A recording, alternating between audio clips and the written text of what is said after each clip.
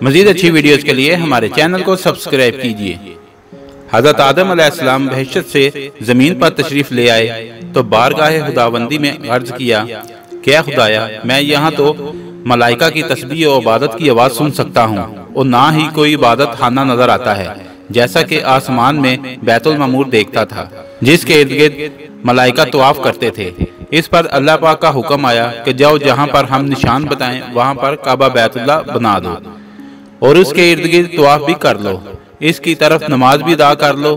حضرت جبرائیل علیہ السلام ان کی رہبری کے لیے ان کے ساتھ چل پڑے اور انہیں اس مقام پر لے آئے جہاں سے زمین بنی تھی، یعنی جس جگہ جاگ بنی تھی، اور پھر وہی جاگ پھیل کر پوری زمین بنی۔ حضرت جبرائیل علیہ السلام نے اپنا پر مار کر 7ویں زمین تک بنیاد رکھ دی، جس پر ملائکہ نے 5 پہاڑوں کے پتھروں سے برا کوہ طور، کوہ لبنان، کوہ جودی، کوہ طور زیتا اور کوہ ہیرا بنیاد بننے کے بعد نشان کے چاروں طرف دیواریں بھی اٹھا دی۔ اس طرف حضرت آدم علیہ السلام نماز بھی پڑھتے رہے اور طواف بھی کرتے رہے۔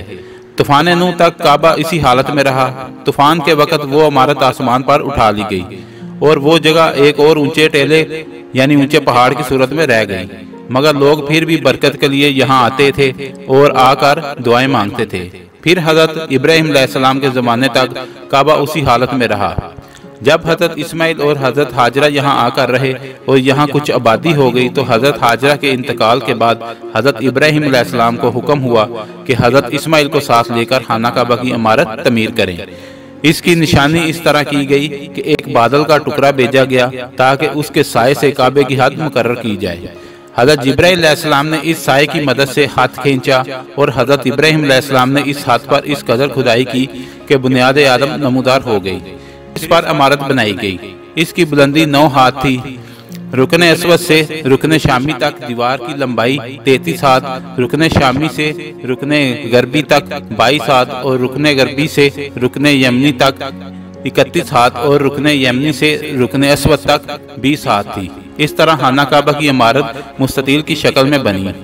حضرت ابراہیم علیہ السلام نے خانہ کعبہ کے اندر ایک تغار سا بنایا تاکہ کعبے کے لیے جو نذرانے اور تحفے آئیں وہ اس میں رکھے جا سکیں۔ اس کے دروازے 2 تھے، ایک داخل ہونے کے لیے اور ایک نکلنے کے لیے۔ کعبہ بنانے والے حضرت ابراہیم علیہ السلام تھے اور ان کو غار اور پتھر اٹھا کے دینے والے حضرت اسماعیل علیہ السلام تھے۔ اس دفعہ ان کی تعمیر کے لیے 3 پہاڑ کے پتھر لائے گئے۔ بعد میں اس عمارت میں کچھ تبدیلیاں بھی کی گئی۔ اس کی اونچائی مزید بڑھائی گئی، دروازہ بھی 2 کی بجائے 1 کیا گیا۔